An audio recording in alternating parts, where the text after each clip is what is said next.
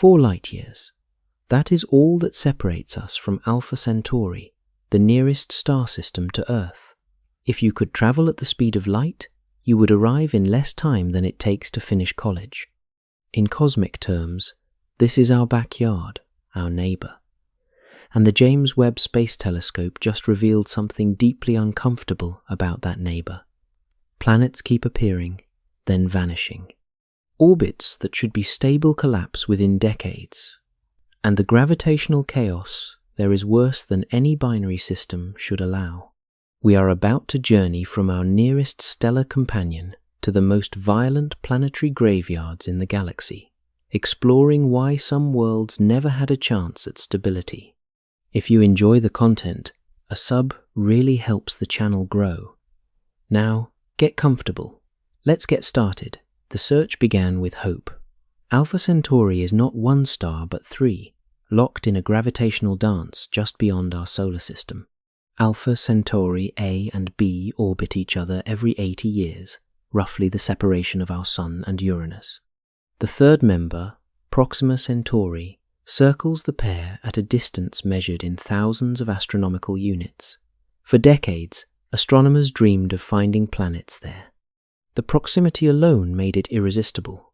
If life existed anywhere beyond Earth, if we could ever visit another world within human timescales, Alpha Centauri seemed like the place. The system is visible to the naked eye from the southern hemisphere, a bright point of light in the constellation Centaurus. Ancient civilizations saw it. Aboriginal Australians incorporated it into their cosmology. To modern astronomers, it became an obsession. 4 light years is nothing on cosmic scales, but everything on human ones. A distance close enough to imagine crossing, yet far enough to remain utterly beyond reach with current technology. But observation requires no spacecraft. We could study Alpha Centauri from Earth. We could search for planets around our nearest neighbor using the same techniques that revealed thousands of worlds around distant stars. The hunt began in earnest in the early 2000s. Telescopes in Chile, South Africa, and Australia tracked the stars night after night, measuring their light with extraordinary precision. The method was radial velocity detection, watching for the subtle wobble a planet's gravity induces in its parent star. As a planet orbits, it tugs the star slightly toward and away from Earth.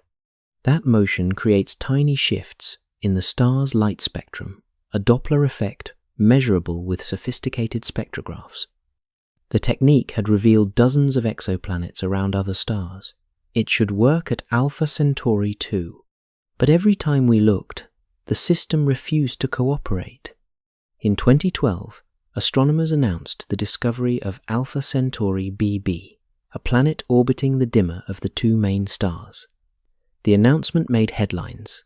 Our nearest stellar neighbor harbored worlds. The discovery came from the European Southern Observatory, using the HARPS spectrograph at La Silla Observatory in Chile. The team had accumulated 459 individual measurements of Alpha Centauri B over 4 years. The signal was there in the data, subtle but consistent. A planet with a mass roughly similar to Earth, orbiting every 236 days. The planet was too hot for life, scorched by proximity to its star, but it proved planets could form there, 3 days. That is how long the planet took to complete 1 orbit, circling at just 0.04 astronomical units from its star. The heat would have melted lead on its surface, vaporized rock, created an atmosphere of silicate vapors if any atmosphere could exist at all. Surface temperatures likely exceeded 1,200 degrees Celsius. Still, it was a beginning. If one planet existed, others might too, perhaps farther out, perhaps in the habitable zone at 0.7 or 1 astronomical unit where temperatures would permit liquid water. The Discovery team was cautious in their announcement, noting the challenges of detecting such a small signal. But the peer review process had validated their methods. The paper appeared in Nature, one of the most prestigious scientific journals. News outlets around the world covered the story. Humanity had found a world orbiting our nearest stellar neighbor. The age of interstellar exploration suddenly seemed closer. We had a destination. Then the planet disappeared. Not physically. The data disappeared. Other teams attempted to confirm the discovery using independent observations. They could not find the signal. The original team reanalyzed their data with improved techniques. The signal weakened, became less certain. By 2015, the evidence had essentially dissolved. Reanalysis showed the signal was likely an artifact, a false positive created by stellar activity that mimicked the dimming a planet would cause. The star's surface was not perfectly still. Convection cells, magnetic fields, rotation, all created subtle variations in brightness and spectral lines. These variations could align in ways that looked like a planetary signal even when no planet existed. The discovery was retracted, not formally withdrawn, but acknowledged as unconfirmed and likely spurious. Alpha Centauri BB never existed. The nearest star system to Earth remained planetless, as far as confirmed observations could tell. The disappointment spread through the research community like a slow wave. Grant proposals built around studying the planet became irrelevant. Mission concepts for sending probes to Alpha Centauri lost their primary target. The dream of a nearby habitable world dimmed, but the search continued. New telescopes, better instruments, more sophisticated analysis techniques designed to distinguish stellar noise from genuine planetary signals. The European Southern Observatory upgraded their equipment. NASA developed plans for space-based observatories specifically designed to study nearby stars. Surely something was there. The system was too close, too tempting, too important to abandon based on one false positive. In 2016, Proxima Centauri B emerged from the data. This one was real. The discovery came from the Pale Red Dot campaign, a dedicated observing program using multiple telescopes to monitor Proxima Centauri with unprecedented precision. The name referenced Carl Sagan's description of Earth, seen from deep space, but it also described Proxima itself, a dim red dwarf that appeared as a faint reddish point even in powerful telescopes. The campaign combined data from HARPS in Chile with observations from other facilities around the world. Proxima, the smallest and dimmest of the 3 stars in the Alpha Centauri system, held a planet in its habitable zone. The mass was at least 1.17 times Earth's mass, possibly larger depending on the orientation of the orbit relative to our line of sight. The orbital period was 11.186 days, precisely measured from the regular rhythm of the star's wobble. The planet orbited at 0.05 astronomical units, about 7.5 million kilometers from its star. For comparison, Mercury orbits our Sun at 58 million kilometers. Proxima b was much closer to its star, but Proxima Centauri is much dimmer and cooler than our Sun. The crucial calculation was temperature. Despite the close orbit, the planet received roughly the same amount of energy from its star that Earth receives from the Sun. Liquid water could potentially exist on the surface if conditions were right. If the planet had an atmosphere similar to Earth's, if it had maintained that atmosphere over billions of years, if a magnetic field protected it from stellar radiation, then temperatures might fall into the range where liquid water remained stable. The planet might be habitable. The discovery reignited everything. We had found a potentially habitable world at our cosmic doorstep, close enough that future spacecraft might reach it within a human lifetime. Not within current lifetimes, certainly. At the speeds our fastest spacecraft currently achieve, the journey would take tens of thousands of years. But future propulsion technologies, perhaps laser-pushed light sails or fusion-powered craft, might reduce the travel time to decades. Within the span of a single human life, we might send a probe to Proxima Centauri b and receive data back. The possibility transformed from science fiction to engineering challenge. The planet became the focus of intense study. Telescopes around the world and in orbit turned their attention to this tiny world circling our nearest neighbor. Teams proposed missions to observe its atmosphere spectroscopically. Engineers designed concepts for interstellar probes. Astrobiologists modeled potential climate conditions and the likelihood of habitability. Proxima Centauri B became the most studied exoplanet in astronomy, despite being one we could not even image directly. But Proxima Centauri is violent. The star unleashes massive flares, eruptions of radiation that would sterilize any surface exposed to them. Red dwarf stars like Proxima are magnetically active, particularly when young, but even at 4 to 5 billion years old, Proxima continues to flare regularly. In March 2016, just as the planet discovery was being finalized, astronomers observed a massive flare that increased the star's brightness by a factor of 68 for nearly 2 minutes. The energy released was enormous, equivalent to the total luminosity of the Sun for that brief period, but concentrated in X-rays and extreme ultraviolet radiation. The planet orbits so close that it receives the full force of these outbursts. During a major flare, the radiation intensity at the planet's position might increase by factors of hundreds or thousands. Any atmosphere would be directly exposed to this bombardment. Ultraviolet photons break apart molecular bonds. X-rays ionize atoms, stripping electrons and creating a soup of charged particles. Over billions of years, this continuous assault would have consequences. Models suggested the atmosphere might have been stripped away billions of years ago, leaving a barren rock bathed in deadly radiation. The mechanism is well understood from observations of Mars and Venus. When high-energy radiation hits atmospheric molecules, it breaks them apart into lighter fragments. Some of those fragments gain enough velocity to escape the planet's gravity entirely, particularly if the planet lacks a strong magnetic field to deflect incoming radiation. The process is slow but relentless. Over millions of years, a thick atmosphere can become thin. Over billions of years, it can disappear entirely. Proxima B's initial atmosphere, whatever gases it accreted during formation, might have lasted only a few 100 million years. Volcanic outgassing might have replenished some of what was lost, but red dwarfs are most active when young. The bombardment 4 billion years ago would have been more intense than today's flares. The planet might have lost everything before life had a chance to begin, assuming life requires time to develop from simple chemistry to self-replicating systems. Still, there was hope. Maybe a magnetic field protected it, deflecting charged particles away from the atmosphere, the way Earth's magnetic field creates our protective magnetosphere. Maybe subsurface oceans existed beneath frozen crusts, protected from radiation by kilometers of ice. Maybe life found a way to exist below ground, in rock fractures or underground aquifers, never requiring a surface habitat at all.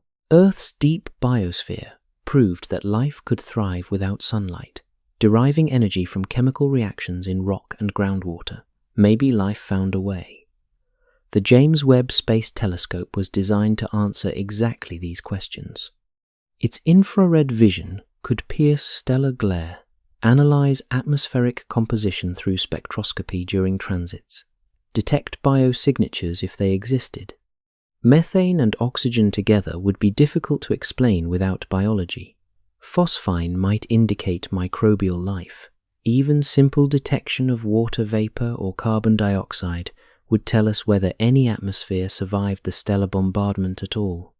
The telescope turned toward Proxima Centauri B, and what it found sent questions rippling through the community that had nothing to do with life. The orbit was changing, not dramatically, not in ways that suggested imminent catastrophe for the planet, but measurably, detectably, the orbit was shifting.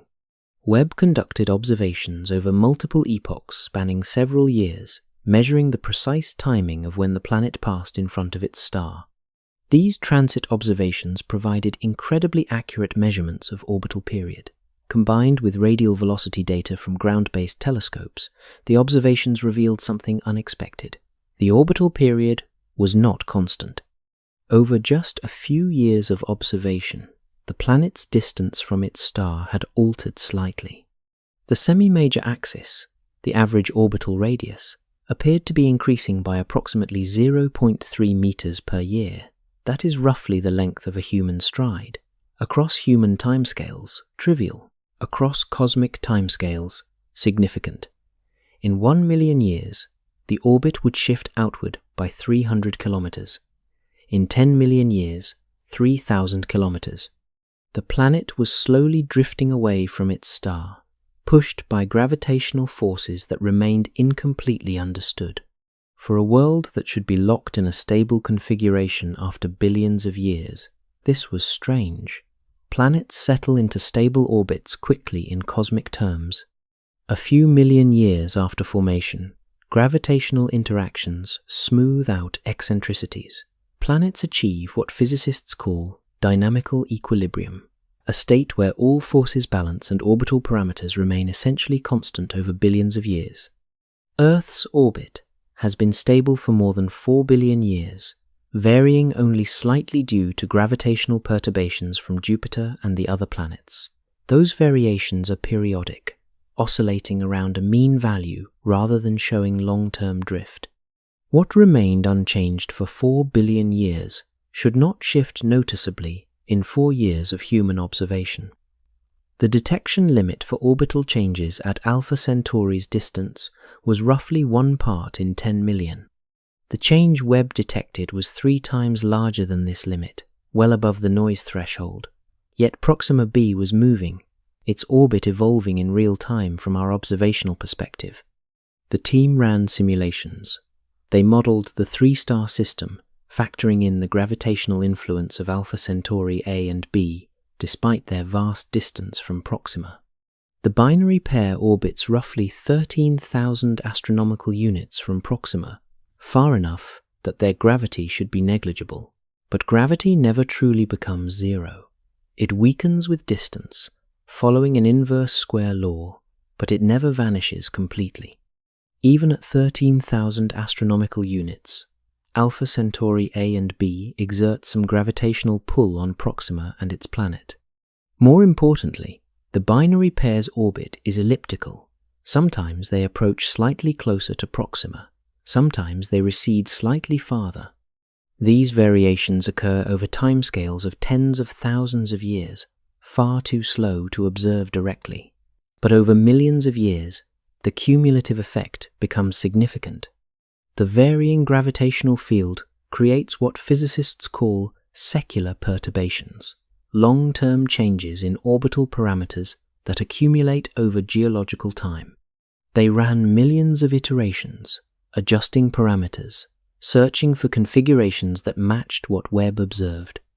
They varied Proxima b's mass, orbital eccentricity, and inclination. They adjusted the binary pair's orbital parameters within observational uncertainties. They included general relativistic effects, tidal forces, and stellar ablateness. The simulations incorporated every physical effect that might influence planetary orbits, and they found an answer that sent chills through anyone who understood the implications. Proxima Centauri b is doomed. Not immediately. Not within human lifetimes or even human civilizational timescales. The planet will continue orbiting for millions of years, perhaps tens of millions. On human timescales, it appears stable. But on astronomical timeframes, the planet is sliding toward destruction. The orbit will continue to shift, slowly but relentlessly, pulled and pushed by gravitational forces that never quite balance. The simulations revealed multiple possible futures, depending on parameters that remain uncertain. In some scenarios, the orbital drift continues outward until the planet reaches approximately 0.1 astronomical units from its star, roughly twice its current distance. At that point, gravitational resonances with the binary pair's orbital period create enhanced perturbations. The orbit becomes increasingly eccentric, stretching into an ellipse. The planet swings closer to its star during perihel ion, then retreats during aphelion. Temperature variations increase, climate becomes unstable. Eventually, within perhaps 10 to 50 million years, one of 2 fates awaits. Either the eccentricity grows large enough that the planet's closest approach brings it within the Roche limit, where tidal forces tear it apart, or the orbit becomes so elongated that perturbations from the binary pair fling the planet out of the system entirely. In the first scenario, Proxima b becomes a ring of debris slowly spiraling into its star. In the second, it becomes a rogue planet wandering interstellar space, freed from its star but also freed from any source of warmth or light. Neither outcome supports long-term habitability. Life, if it ever arose on Proxima b, faces a deadline measured in millions of years rather than billions. Earth's complex biosphere required nearly 4 billion years to develop intelligence. Proxima b might not have that much time remaining. Even if life arose early in the planet's history, the narrowing window for biological evolution works against complexity emerging. The same fate likely befell other worlds that once orbited there. Proxima Centauri may have hosted multiple planets in the past. The simulations suggested that a system with only one planet is statistically unusual. Most planetary systems form with multiple worlds in various orbits. If Proxima formed planets at all, it probably formed several. Where were the others? Webb might be watching the last survivor of a planetary graveyard. The other worlds might have been ejected billions of years ago, now wandering the galaxy as rogue planets, too cold and dark to detect. Or they might have spiraled into Proxima, their matter now mixed into the star's outer layers, detectable only through subtle chemical signatures in the stellar spectrum. The planetary system we observe today might be a remnant, the final world that happened to achieve a configuration allowing temporary stability while its siblings perished. This realization changed everything about how we view Alpha Centauri. Our nearest stellar neighbor was not a haven for life, but a graveyard for worlds. The three-star system's complex gravitational architecture made long-term planetary stability nearly impossible. What looked like our cosmic backyard, the most accessible stellar system beyond our own, might be fundamentally inhospitable to the kind of stable environments life requires to evolve complexity. Binary star systems are common. More than half of all stars in our galaxy have at least one stellar companion, bound by gravity into orbital dances that last billions of years.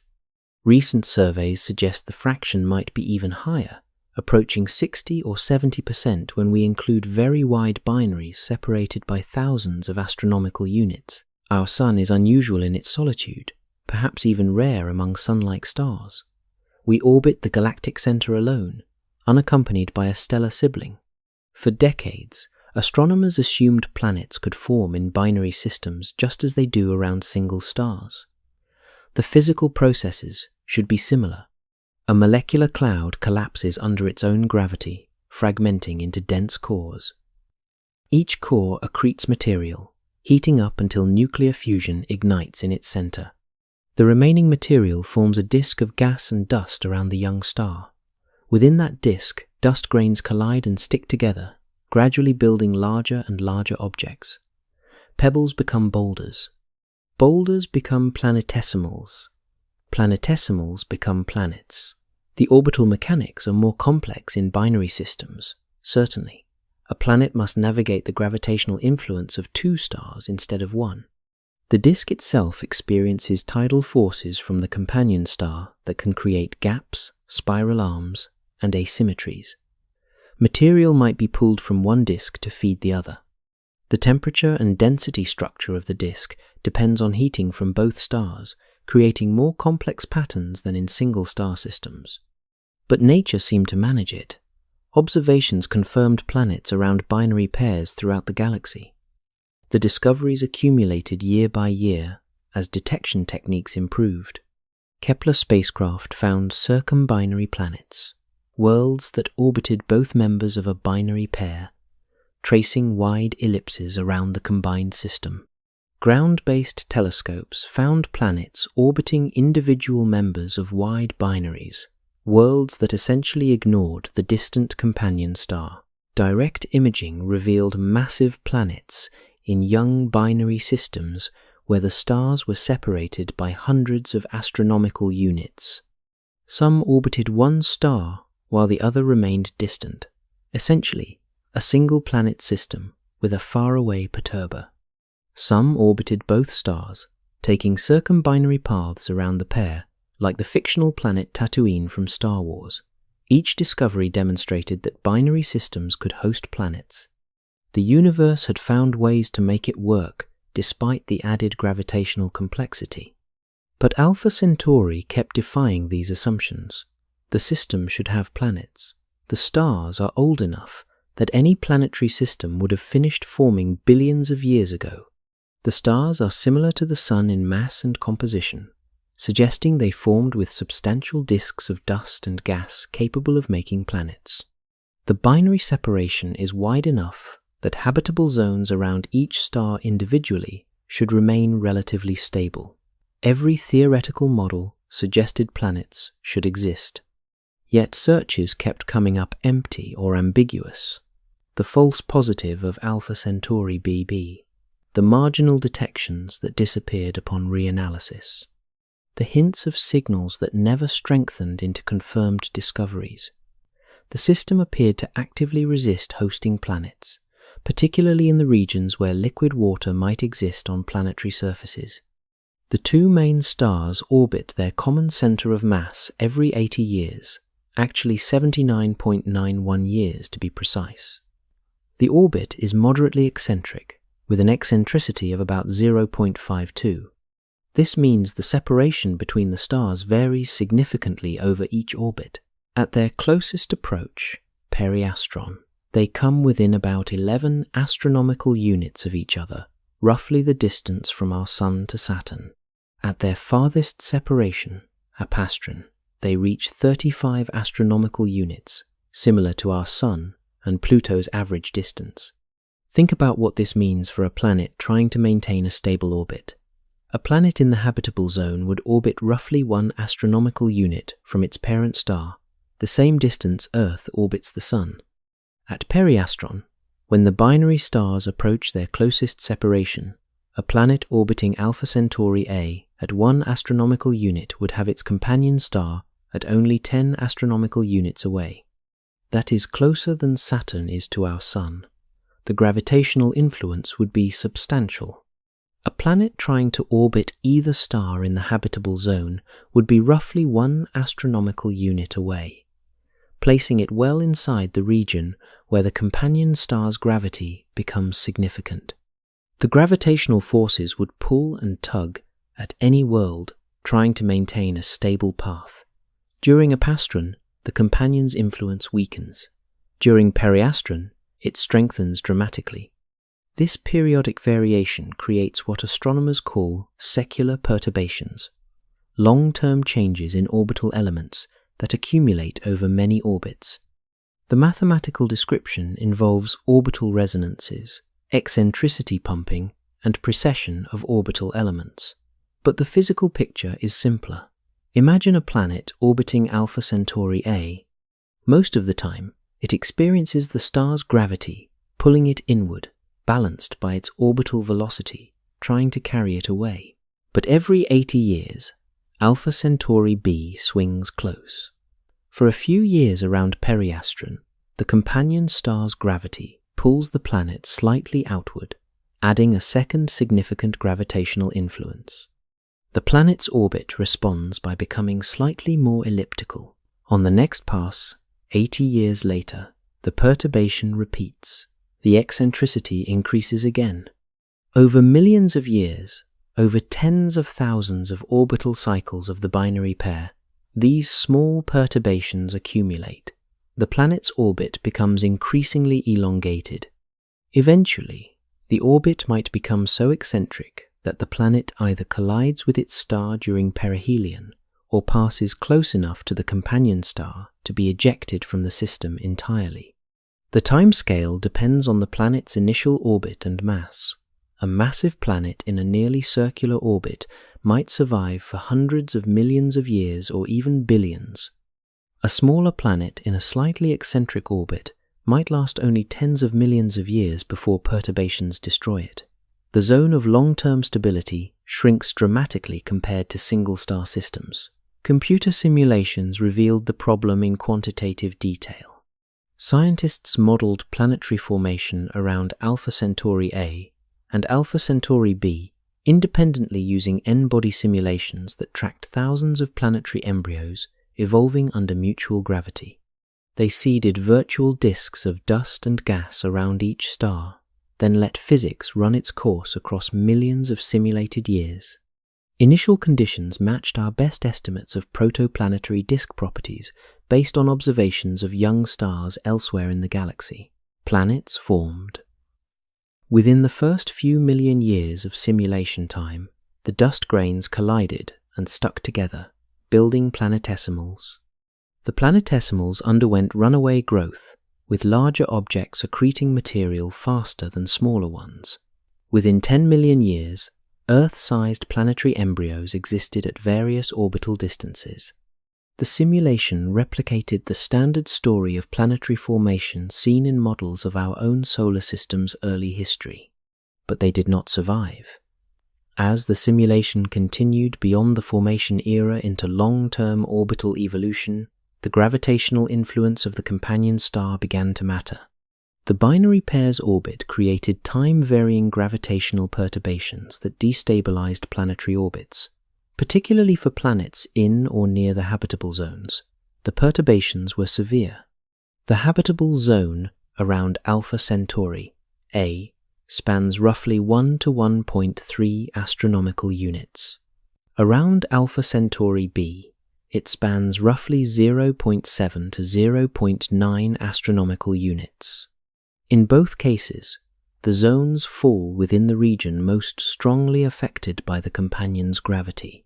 Some were ejected into interstellar space when orbital perturbations increased their velocity beyond escape speed.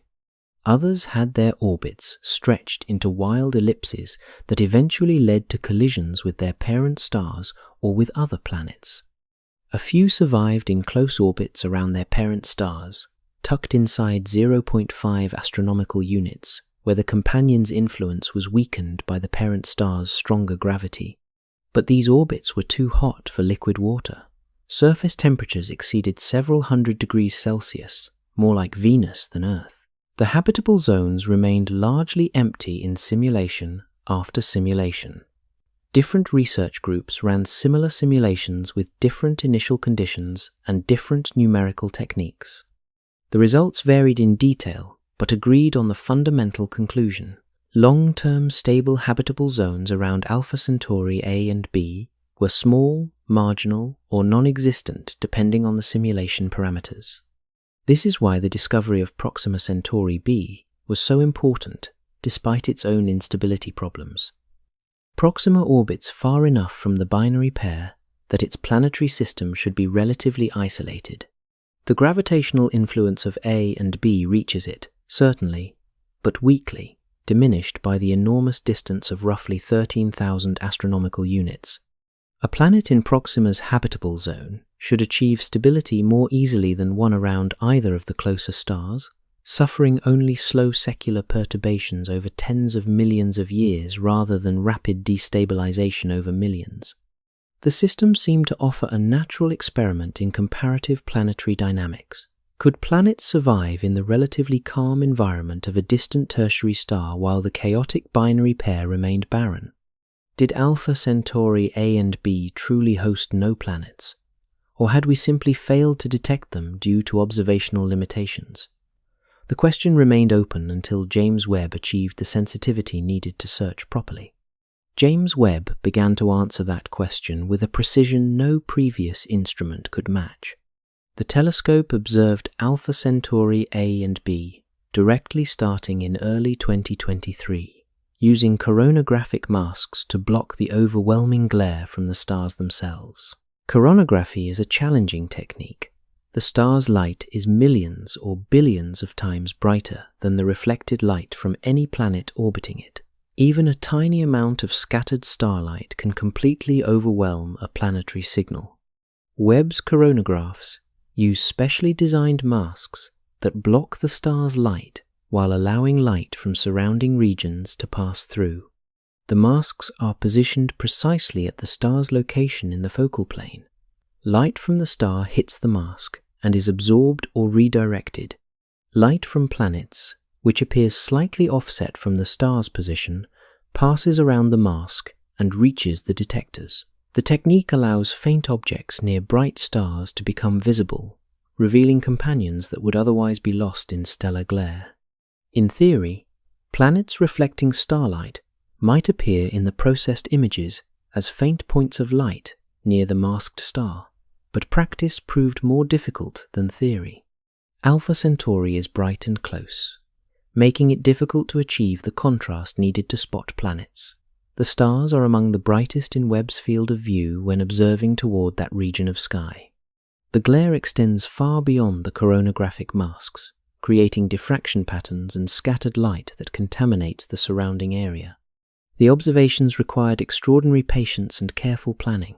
Multiple observations over months were necessary to distinguish real objects from artifacts. Cosmic rays hitting the detectors create false signals that must be removed. Scattered light creates patterns that change with the telescope's orientation and thermal state.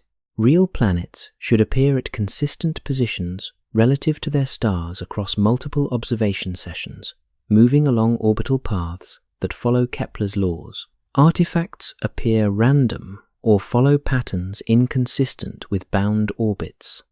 The team processed terabytes of data, searching for anything that moved consistently with planetary motion. They developed sophisticated algorithms to subtract stellar scattered light, remove cosmic ray hits, and identify persistent point sources.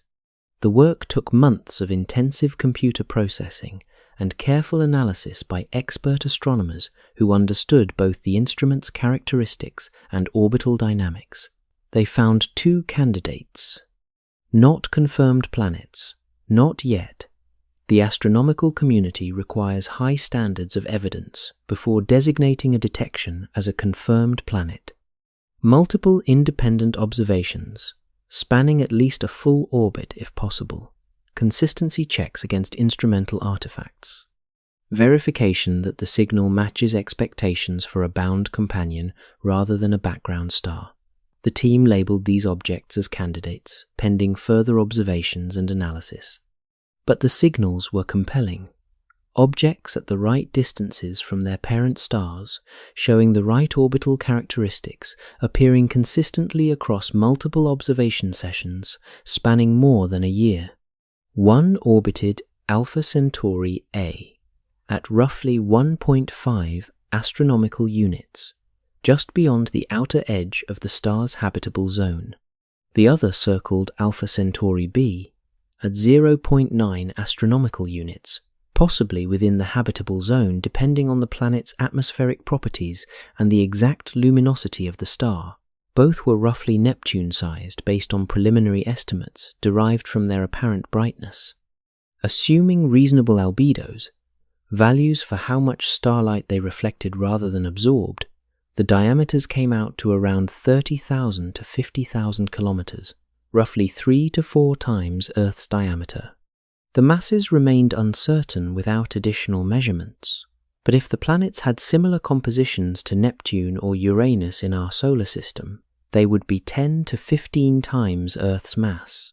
These would be ice giants, worlds with small rocky cores surrounded by thick mantles of water, methane, and ammonia ices, all wrapped in hydrogen and helium atmospheres. Not habitable in the traditional sense. Surface conditions, if surface even means anything for a world without a solid boundary between atmosphere and interior, would be crushing and frigid. But ice giants can have moons. Jupiter and Saturn's moons include worlds like Europa and Enceladus that might harbor subsurface oceans. A Neptune-sized planet, in or near the habitable zone, might host multiple moons, and those moons might be habitable even if the planet itself is not. Both had managed to survive where simulations suggested they should not exist. Their mere presence contradicted theoretical predictions. The simulations said planets at these orbital distances should be destabilized within the first billion years of the system's existence. Yet here they were, 4 to 6 billion years after formation, still orbiting their parent stars. Either the simulations missed some crucial physical effect that stabilizes these orbits, or the planets were younger than the stars themselves, formed more recently through some mechanism we do not yet understand. But they were not stable, at least not on timescales relevant for habitability. The orbital analysis revealed something unprecedented. Both candidates showed signs of orbital precession at rates far exceeding what standard models predicted. Orbital precession is normal. Earth's own orbit precesses, slowly shifting the orientation of its ellipse over thousands of years. But the Alpha Centauri candidates were precessing hundreds of times faster than Earth's orbit. The entire geometry of their paths around their stars was shifting noticeably within just a few years of observation. This kind of rapid change indicated massive, ongoing gravitational perturbations. The planets were being torn apart gravitationally, slowly, across millions of years. Not in the violent sense of tidal disruption. These were not worlds about to shatter, but their orbits were being tortured by the competing gravitational pulls of their parent star and its distant companion. Every time Alpha Centauri A and B swung closer together in their 80-year dance, the planets felt the change. Every time the stars separated, the gravitational landscape shifted again. The planets responded by adjusting their orbits, never quite settling into stable configurations. They were caught in a cosmic tug-of-war with no resolution possible. Scientists ran new simulations incorporating these observations. They modeled not just planetary formation, but long-term stability. What they found was unsettling. The planets Webb detected were likely survivors of larger populations. The simulations suggested a dozen or more worlds might have formed around each star. Most were ejected or destroyed within the first billion years. The survivors existed in a narrow range of orbital configurations that happened to minimize destructive resonances with the binary companion. But even these refugees were temporary. Given enough time, the gravitational chaos would claim them too. Alpha Centauri A and B were planetary graveyards, and Webb had found worlds still awaiting their executions. The realization forced a rethinking of planetary habitability around binary stars. It was not enough for a planet to form in the right temperature zone. It was not enough for the planet to have the right mass, the right atmospheric composition, the right distance from its star. If the orbit itself was unstable over millions of years, life would struggle to gain a foothold. Evolution requires time. Complex life requires stability across geological epochs. A planet slowly spiraling toward its star, or being gravitationally tortured into extreme elliptical orbits, could not provide that stability. But this raised new questions. If binary systems like Alpha Centauri cannot host stable habitable worlds, what about the rest of the galaxy? Binary systems outnumber single stars. If half or more of all stellar systems are binaries, and if most of those cannot support long-term habitable conditions, then the number of potential life-bearing worlds in the galaxy drops dramatically. The search for life becomes more difficult. The distances between stable, truly habitable systems grow larger. Earth's solitary sun becomes less ordinary and more exceptional. Yet, life is resourceful, and the universe is vast. The discovery of planets in hostile environments is not new. Astronomy has revealed worlds in configurations that seem to violate every expectation of how planetary systems should behave. Hot Jupiters orbit closer to their stars than Mercury orbits our Sun, completing circuits in mere days with surface temperatures exceeding 2,000 degrees Celsius. These massive gas giants should have formed in the cold outer regions of their systems where ice could condense, yet somehow they migrated inward, surviving journeys that should have destroyed them. Ice giants exist in systems with binary companions even more violent than Alpha Centauri, worlds caught between competing gravitational fields that create orbital chaos. Rogue planets wander the galaxy untethered to any star, ejected from their birth systems but somehow maintaining internal heat sources that might permit subsurface oceans. The universe produces planets in every configuration imaginable, many of which seem to violate our expectations of how planetary systems should work. But Alpha Centauri presented something different. These were not exotic extremes discovered around distant stars we would never visit. These were nearby, observable in detail with current technology, and actively demonstrating the limits of planetary survival in real time. We could watch these worlds struggling against gravitational chaos, their orbits shifting measurably across human timescales. They were close enough to study thoroughly, close enough to understand the mechanisms of their eventual destruction. James Webb found more than just the 2 Neptune-sized candidates orbiting the main binary stars. Deeper analysis revealed additional signals, fainter, requiring more sophisticated processing to extract from the noise. The team developed new data reduction techniques specifically for this project, combining multiple observation epochs in ways that enhanced signals from bound companions while suppressing random noise and instrumental artifacts. The process was computationally intensive, requiring weeks of processing time on dedicated computer clusters, but the results were worth the effort. These were smaller objects, possibly rocky, possibly in the super-Earth category, with masses between Earth and Neptune. They orbited closer to their parent stars, well inside the habitable zones, baked by stellar radiation that would make surfaces molten if surfaces existed at all. But they were there, detected through multiple independent methods. Direct imaging showed faint points of light at the right positions. Spectroscopic observations suggested the presence of atmospheric absorption features. The signals were marginal, barely above detection thresholds, but consistent across different observation techniques. And they were moving in ways that made no sense under standard orbital mechanics. The team named them informally during analysis: Alpha Centauri AC, AD, BC, BD. 4 additional candidates beyond the 2 Neptune-sized worlds, bringing the total to 6 possible planets in a system that simulations suggested should be barren. None confirmed yet. All requiring years of additional observation to verify with the certainty needed for official planet status. But if real, if the signals represented actual worlds, rather than statistical flukes or instrumental artifacts, they rewrote the rules. The orbital configurations of these inner candidates showed something called chaotic resonance, a phenomenon predicted by theory but rarely observed in nature. In normal mean motion resonance, planets lock into orbital patterns where their periods relate to each other in simple ratios, like 2:1 or 3:2. Jupiter's moons Io, Europa, and Ganymede maintain a 4-2-1 resonance.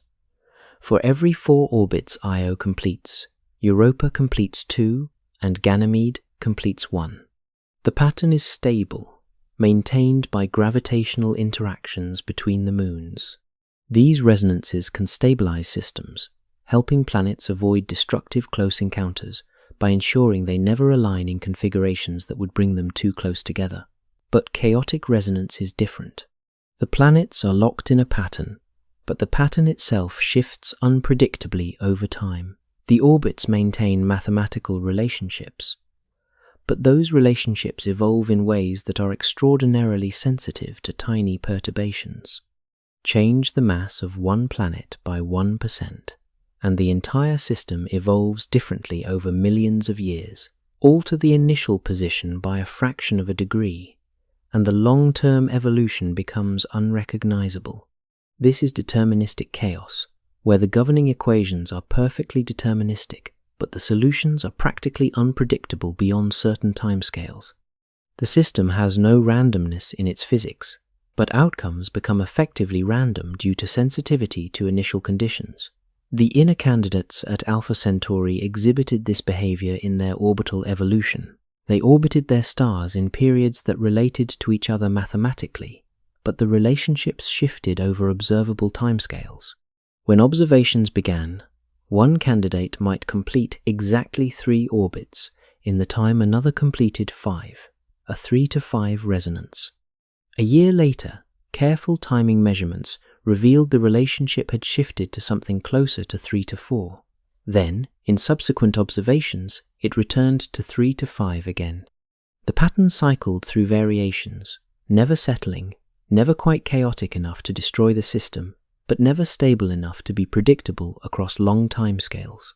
It was like watching a juggler keep 5 balls in the air while standing on a slowly rotating platform. The balls stayed aloft, the overall pattern maintained, but the specific trajectory of each ball constantly adjusted to compensate for the changing reference frame. Remove the juggler's conscious control, replace it with deterministic physical law, and you have chaotic resonance. How did these planets get into such configurations? The answer likely lies in the system's violent past, in the early epochs of planetary formation when the environment was far more chaotic than it appears today. When Alpha Centauri A and B were young, perhaps only a few million years old, their orbits around each other were probably more eccentric, more extreme in their variations than the current relatively well-behaved 80-year cycle suggests. Young binary stars often have eccentric orbits that gradually circularize over time due to tidal interactions and the dissipation of angular momentum. The stars would have approached closer and separated farther during their cycles. Any planets forming at that time would have experienced even more intense gravitational disruptions than they do now, buffeted by gravitational fields that change dramatically over orbital timescales measured in decades rather than centuries. Most would have been destroyed outright, ejected into interstellar space or driven into collisions with their stars or each other. But some might have survived by entering chaotic resonances that acted like shock absorbers, allowing the planets to adjust their orbits in response to the constantly changing gravitational landscape. The resonances permitted the planets to surf the gravitational chaos, riding the waves of perturbation rather than being destroyed by them. These survivors adapted to chaos by becoming chaotic themselves. They found configurations that permitted existence in an environment that should have been completely unstable. The discovery suggests that planetary systems are more resilient than our models predict, capable of finding narrow pathways to survival even in extraordinarily hostile gravitational environments. The concept challenges our understanding of habitability in fundamental ways. We think of stable orbits as requirements for life. A planet that swings from comfortable temperatures to extreme heat and back again seems inhospitable. Surface conditions would vary wildly if orbital parameters changed significantly. Seasons would be irregular and unpredictable. Any life form adapted to one climate regime would face extinction when conditions shifted, but the chaotic resonances at Alpha Centauri might not produce extreme temperature swings, at least not on timescales that matter for biology. The orbital changes are gradual, unfolding over thousands of years rather than seasons. A planet locked in chaotic resonance might experience climate variations on timescales comparable to Earth's glacial cycles, the ice ages that have come and gone every 100,000 years throughout the Pleistocene epoch. Difficult for life, certainly. Ice ages stress ecosystems, drive extinctions, force species to adapt or relocate, but not impossible. Life on Earth has survived dozens of glacial cycles. Complex organisms persisted through dramatic climate swings. If Earth can maintain biospheres through ice ages, perhaps a planet in chaotic resonance could maintain life through orbital variations that unfold over similar timescales. The James Webb observations revealed another unexpected feature that made this possibility more than speculative. One of the inner candidates around Alpha Centauri A showed signs of an atmosphere. The signal was faint, barely above the noise threshold that separates genuine detection from statistical fluctuation, but it appeared consistently across multiple observation sessions spanning different telescope orientations and thermal states. Spectroscopic analysis suggested the presence of molecules that should not survive long in the intense radiation environment so close to the star. Water vapor, indicated by absorption features at specific infrared wavelengths. Carbon dioxide, showing its characteristic spectral signature. Possibly methane. though the uncertainty bars on that detection remained large. These were volatile molecules that stellar ultraviolet radiation should photodissociate, breaking them apart into constituent atoms that would escape the planet's gravity. The atmosphere was being stripped away by stellar wind and radiation, the same processes that likely denuded Mars of most of its atmosphere billions of years ago. But something was replenishing it faster than it could escape.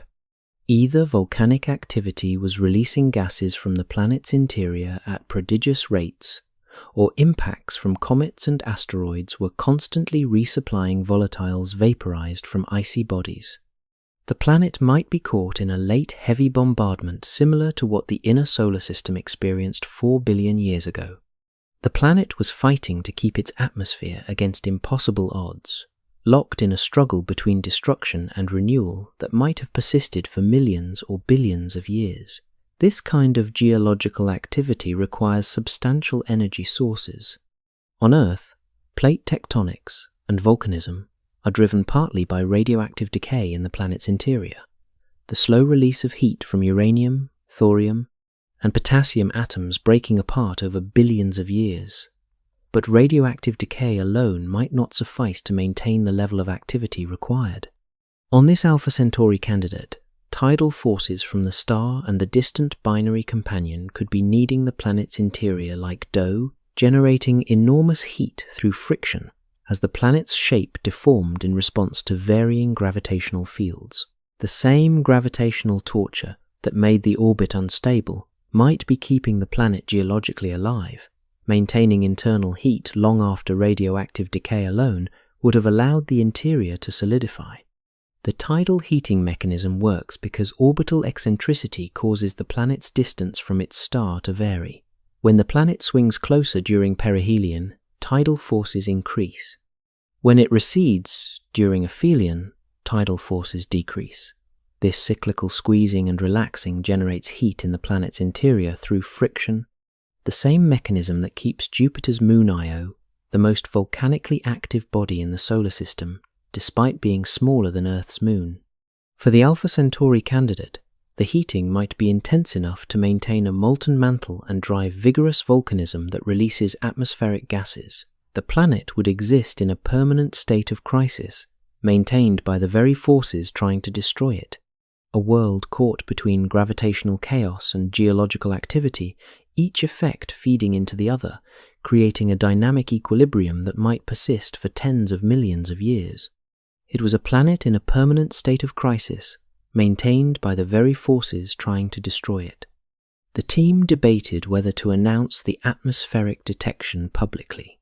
The signal was marginal, hovering just at the edge of what could be claimed as a reliable measurement.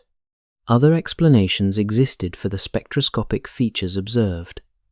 Stellar activity could mimic atmospheric absorption if flares or magnetic active regions created false signals. Instrumental artifacts could create absorption features that looked like molecular signatures but resulted from scattered light or detector responses. The conservative approach would be to wait for more data, more observation sessions, more certainty before making any public claims. False positives damage scientific credibility and mislead future research. The retracted discovery of Alpha Centauri B remained fresh in the community's memory, a cautionary tale about announcing results before they were thoroughly verified, but the implications were too significant to delay indefinitely. If even a marginal atmosphere could survive in the gravitational chaos of Alpha Centauri, if a planet could maintain volatile compounds despite stellar radiation stripping and tidal torture, then our assumptions about habitable zones needed fundamental revision. The discovery would open new possibilities for where life might exist, expanding the range of environments we should search and the types of planets we should prioritize for detailed study. They published the findings with extensive caveats and uncertainty estimates, making clear that the atmospheric detection remained tentative pending further observations. The paper appeared in a reputable journal after rigorous peer review. The abstract emphasized both the potential significance and the preliminary nature of the results. News coverage was carefully managed to avoid sensationalism while still communicating the importance of the findings. The response from the scientific community was mixed, exactly as expected for marginal detections. Some researchers embraced the possibility that life might thrive in environments we previously dismissed as completely inhospitable. They argued that biology was resourceful enough to adapt to almost any condition that provided liquid water and energy sources. The Alpha Centauri candidate, if confirmed to have an atmosphere, might represent a new class of habitable world. Others pointed out the marginal nature of the detection and urged caution against overinterpretation. They noted that previous atmospheric detections on exoplanets had sometimes disappeared upon reanalysis with better data. The signal might strengthen with additional observations, or it might fade into statistical noise. Only time and more data would tell. The debate continues in academic conferences and journal articles, scientists presenting arguments for and against the detection's validity. But Webb keeps observing. More data accumulates month by month as the telescope's observation schedule permits. The atmospheric signal either strengthens or fades with each new measurement. Some observation sessions show stronger absorption features. Others show weaker features or features at slightly different wavelengths. The pattern is not yet clear. Within a year or two, perhaps 3, we should know whether this impossible survivor truly maintains an atmosphere, or whether we are seeing ghosts in the data, artifacts masquerading as discoveries. Meanwhile, the search expanded to other binary systems across the galaxy. If Alpha Centauri, our nearest neighbor, and the subject of the most detailed exoplanet studies ever conducted on a multi-star system, harbors planets in chaotic resonance, and maintains marginal atmospheres against extreme odds, perhaps similar worlds exist around other binaries. The galaxy contains hundreds of billions of binary star systems. The exact number depends on how we count very wide binaries, where the stars are separated by light years, but conservative estimates suggest at least 100 billion binary systems in the Milky Way. Even if only a small fraction can host stable planets, and even if only a fraction of those planets achieve chaotic survival through resonances, the total number could be substantial. Perhaps millions of worlds exist in configurations similar to Alpha Centauri's candidates. Perhaps chaos and survival through gravitational torture represent a common pathway for planets in binary systems. Perhaps we have been searching for the wrong kind of stability. The James Webb Space Telescope began targeting other nearby binaries, looking for the same signatures of impossible survival. Observations focused on systems with orbital characteristics similar to Alpha Centauri, binary pairs with separations between 10 and 40 astronomical units, where planets might form around individual stars but face significant perturbations from their companions. The survey targeted several dozen systems within 50 light-years, close enough for Webb's sensitivity to detect Neptune-sized or super-Earth planets. Early results showed similar patterns. Several binary systems showed candidate planets in orbits that simulations suggested should be unstable. Orbital precession rates exceeded theoretical predictions in multiple cases.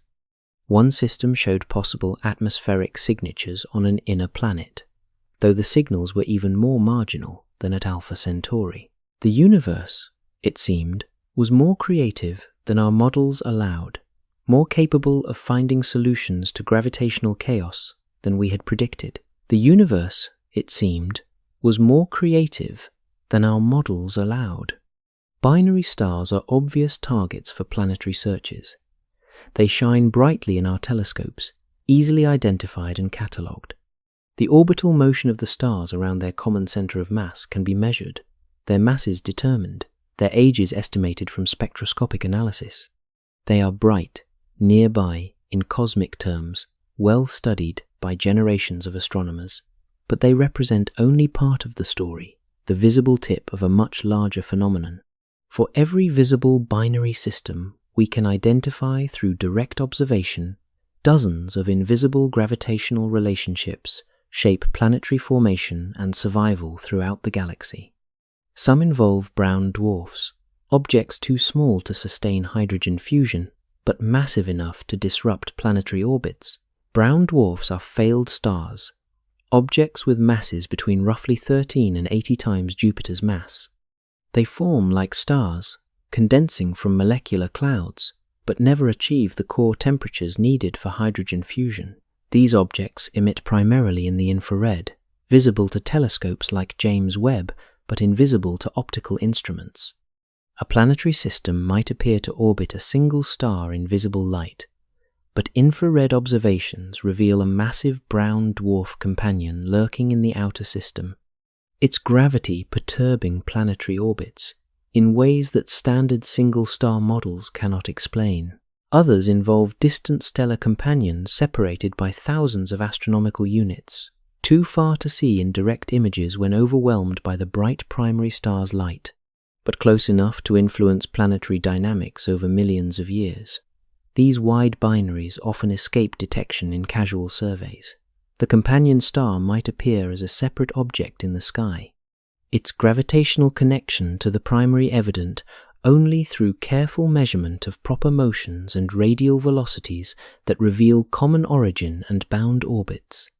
The James Webb Space Telescope revealed these hidden populations with unprecedented clarity, its infrared sensitivity and angular resolution perfect for detecting faint companions invisible to previous instruments.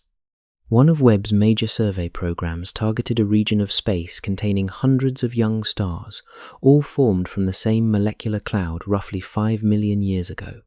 The region, located about 400 light-years from Earth in the Taurus star-forming region, represents a stellar nursery where we can observe planetary formation in progress. Most of these stars appeared single, in visible light, isolated objects forming planets from circumprimary disks of dust and gas visible in infrared and submillimeter wavelengths. But Webb's infrared vision penetrated dusty disks and detected faint companions invisible to optical telescopes. The observations used multiple filters spanning different infrared wavelengths, allowing the team to distinguish between scattered light from disks and genuine point sources from companions. Roughly 70% of the apparently single stars actually had companions when observed with Webb's full suite of instruments. The number was stunning, far higher than previous estimates suggested. Some were other stars too dim to see at visible wavelengths, red dwarfs or brown dwarfs emitting primarily in infrared. Others were massive planets in wide orbits, objects with masses between 1 and 10 times Jupiter orbiting hundreds of astronomical units from their parent stars. Still others were brown dwarfs, objects in the mass range between planets and stars, ambiguous entities that blur the distinction between stellar and planetary formation. Each hidden companion changed the planetary prospects for its system fundamentally.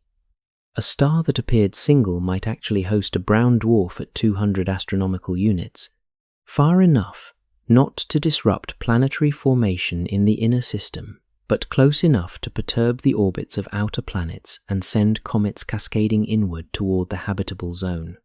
The gravitational architecture that determines habitability depends on the complete census of massive objects in a system, not just the obvious stellar primary. The survey revealed a pattern that repeated across dozens of systems. Systems with distant brown dwarf companions tended to have fewer planets in habitable zones compared to truly single star systems. The statistical significance was strong, ruling out chance at better than 5 sigma, the threshold physicists use for claiming genuine discoveries. The effect was real. Brown dwarfs disrupted habitable zone planet formation, even when separated by hundreds of astronomical units from the primary star. The brown dwarfs were not close enough to disrupt planetary formation entirely, not close enough to prevent protoplanetary disks from forming or to shred them through tidal forces, but their gravity perturbed the outer regions of planetary systems, where comets and icy planetesimals accumulated during the formation era. These perturbations sent objects onto highly elliptical orbits that crossed through the inner system. Some of these objects eventually crossed the inner system, bombarding any planets that existed there with impacts that could sterilize surfaces, vaporize oceans, and reset biological evolution back to simple chemistry. The bombardment rate in systems with brown dwarf companions was higher than in single-star systems, potentially sterilizing surfaces faster than life could recover between impacts. Each major impact delivers enough energy to vaporize oceans, inject dust into the atmosphere, trigger global climate shifts that persist for thousands or millions of years. Planetary surfaces subjected to frequent bombardment face a dilemma. Life requires time to evolve complexity. Simple chemistry becomes self-replicating molecules. Self-replicating molecules evolve into cells. Cells develop metabolism, photosynthesis, multicellular organization. Each transition requires stability over millions or tens of millions of years. Frequent sterilization events interrupt this progression, forcing evolution to restart repeatedly from whatever simple organisms survive in deep, subsurface environments, protected from surface catastrophes. But the story was more complex than simple bombardment, more nuanced than a binary division between habitable and uninhabitable systems. Nature rarely produces simple answers when gravitational dynamics are involved. The survey found exceptions, unusual cases that demonstrated alternative pathways to planetary formation, even in complex gravitational environments. Some systems with brown dwarf companions actually showed enhanced planet formation in specific orbital ranges, creating zones where planets formed more readily than in systems without companions. The brown dwarf's gravity acted like a shepherd, corralling dust and gas into narrow rings through resonances similar to those that create gaps in Saturn's rings. Within these rings, dust density increased. Collision rates increased. Planet formation accelerated compared to disks without such gravitational sculpting. These planets existed in stable zones protected from the worst gravitational perturbations by the very resonances that created their formation environments, while still receiving enough material to grow large over millions of years. The result was systems with one or two massive planets in very specific orbits, positioned like chess pieces, perfectly placed to maintain gravitational balance. Each planet's gravity counterbalanced perturbations from the brown dwarf companion, creating a stable configuration that might persist for billions of years. These configurations were rare, requiring precise initial conditions that arose in only a small fraction of systems, but they repeated across multiple systems in the survey. Nature had found solutions to the gravitational chaos through precise orbital architecture. The existence of these systems suggested that life might find pathways to survival, even in gravitationally complex environments, given the right planetary configuration. The James Webb data suggested a new way to categorize planetary systems, moving beyond simple classifications based on the number of stars. Instead of dividing systems into single star, or binary star, or multiple star, we could describe systems by their gravitational complexity, quantifying how many massive objects exert significant gravitational influence on planets in habitable zones. A single star with a distant brown dwarf might create a moderate complexity environment where planets form but face ongoing bombardment from perturbed comets. The habitable zone exists. Planets can form there, but long-term survival requires robust geological activity to replenish atmospheres stripped by impacts and radiation from flares triggered by those impacts. A binary pair with another distant companion might create a high-complexity environment where only the most precisely configured planets survive, worlds that happen to achieve chaotic resonances or occupy narrow zones protected by resonances with the companion objects. These systems might host habitable worlds, but only under specific conditions that arise rarely. Truly, single stars offered low-complexity environments where planetary formation proceeded with minimal external interference. Planets formed across a wide range of orbital distances. Habitable zones were large and stable over billions of years. Life could arise, evolve complexity, develop intelligence without facing constant gravitational disruptions or enhanced bombardment. These systems represented cosmic oases, rare havens of stability in a galaxy dominated by gravitational complexity. Earth orbits a low-complexity star. We are fortunate in our simplicity. Our solar system has Jupiter and Saturn, massive planets whose gravity perturbs comet and asteroid orbits, but they exist in configurations that protect Earth more than they threaten it. Jupiter acts as a gravitational shield, deflecting many comets that might otherwise impact Earth. Saturn's gravity creates resonances that stabilize the asteroid belt. We have companions, but they are arranged in ways that enhance rather than diminish our habitability. The survey also revealed rogue planets in unprecedented numbers, worlds wandering the galaxy untethered to any star. These objects had been detected before through gravitational microlensing, the technique where a planet's gravity bends light from background stars, creating brief brightening events. Direct imaging had found a handful of young rogue planets still warm from formation. But Webb's infrared sensitivity found them in numbers that exceeded all previous estimates. For every star in the surveyed region, there were approximately 2 rogue planets detected through their faint infrared emission. The ratio stunned the research team. If this ratio held galaxy-wide, and there was no reason to think the Taurus star-forming region was unusual in this respect, then the Milky Way contained 400 billion rogue planets, twice the number of stars. The galaxy's population of planets was dominated by wanderers, worlds that had lost their stellar homes. Some were gas giants ejected from their birth systems during chaotic formation periods when planetary orbits became unstable.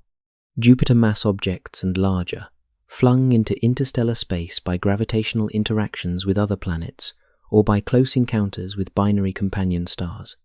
These objects retained heat from formation for billions of years, slowly cooling but remaining warm enough to emit faintly in infrared wavelengths. Others were smaller, possibly rocky, objects with masses comparable to Earth or smaller, flung into interstellar space by gravitational interactions with binary companions or close stellar encounters. Super-Earths orbiting too close to binary periastron, ejected when stellar separation decreased during orbital cycles. Terrestrial planets disrupted by migrating gas giants. Ice giants scattered during system reorganizations. Each represented a failure, a planetary system that could not maintain stability.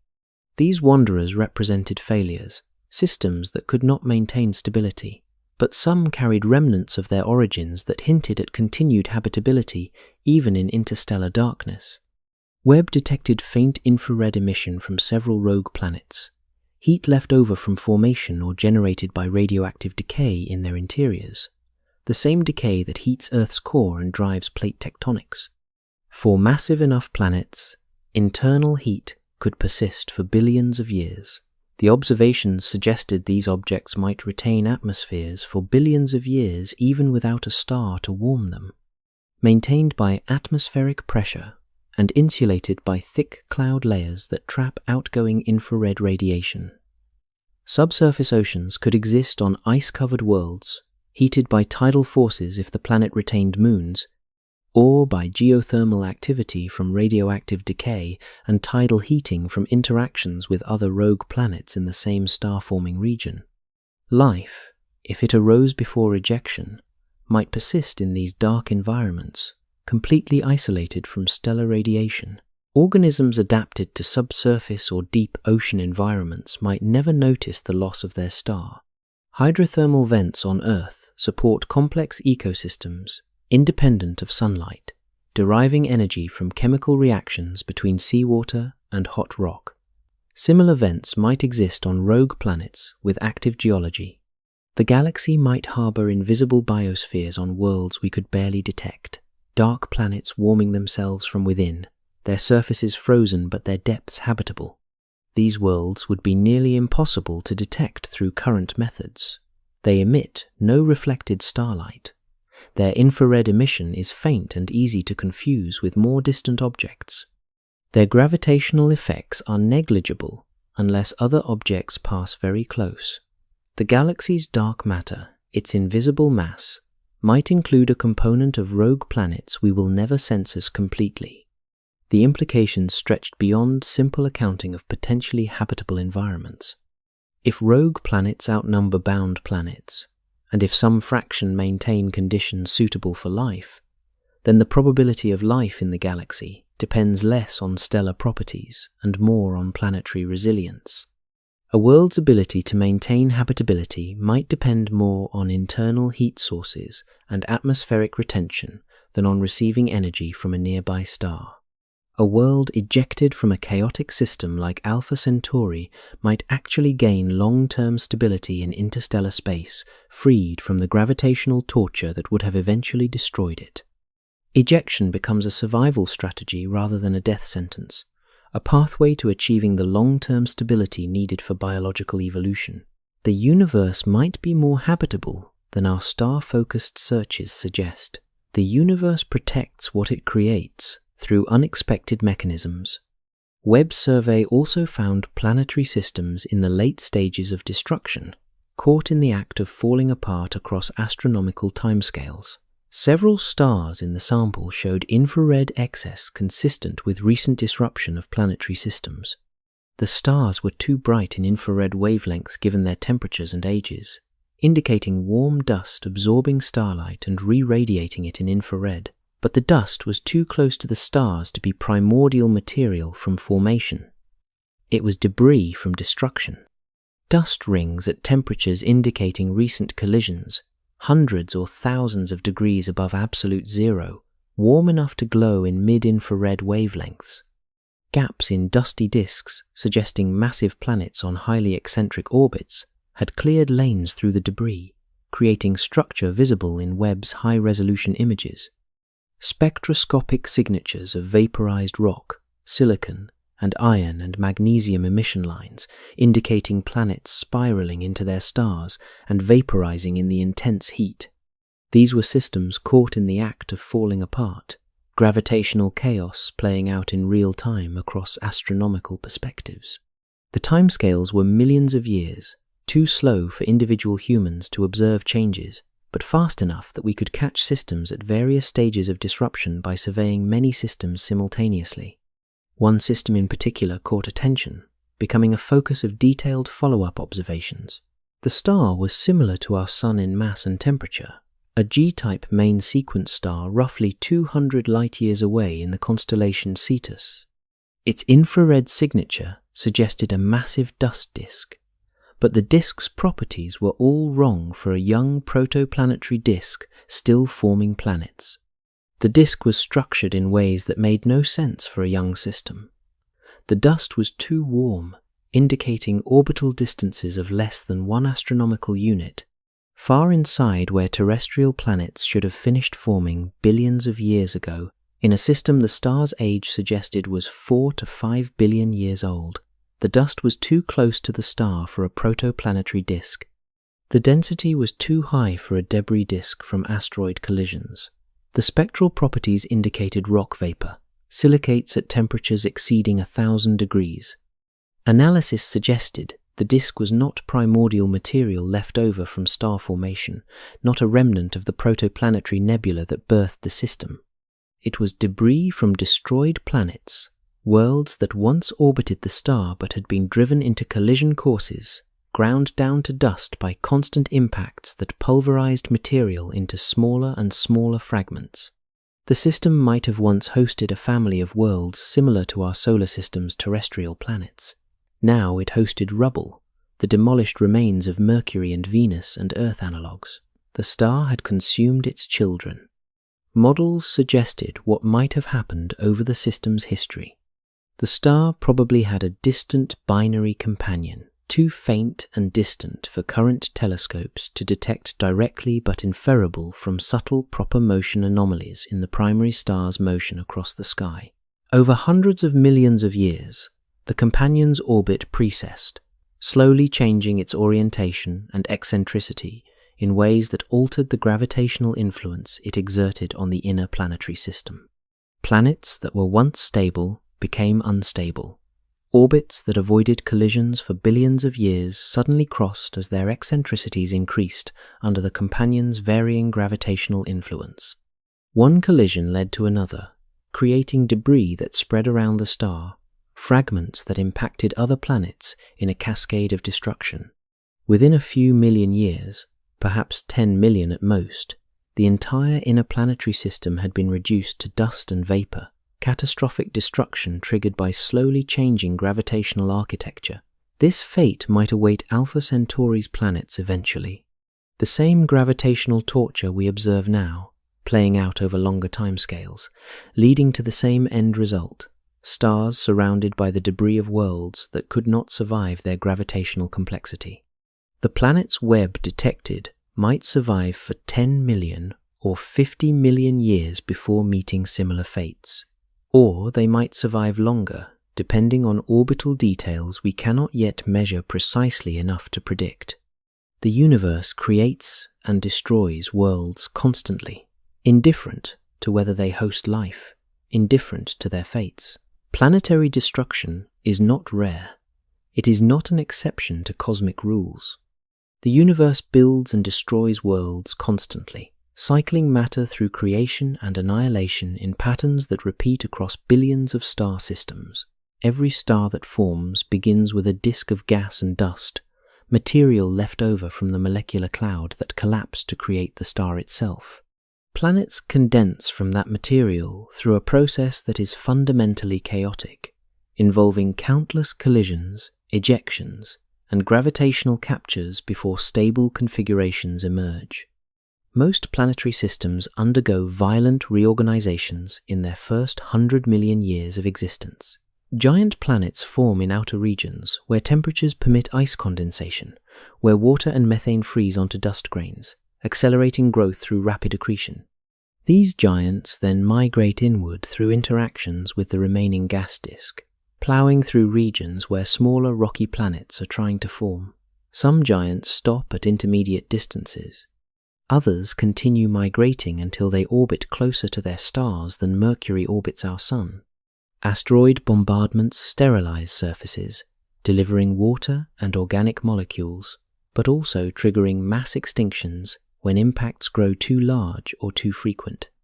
Gravitational resonances fling planets into their stars, or out into interstellar space when orbital periods align in destructive ratios.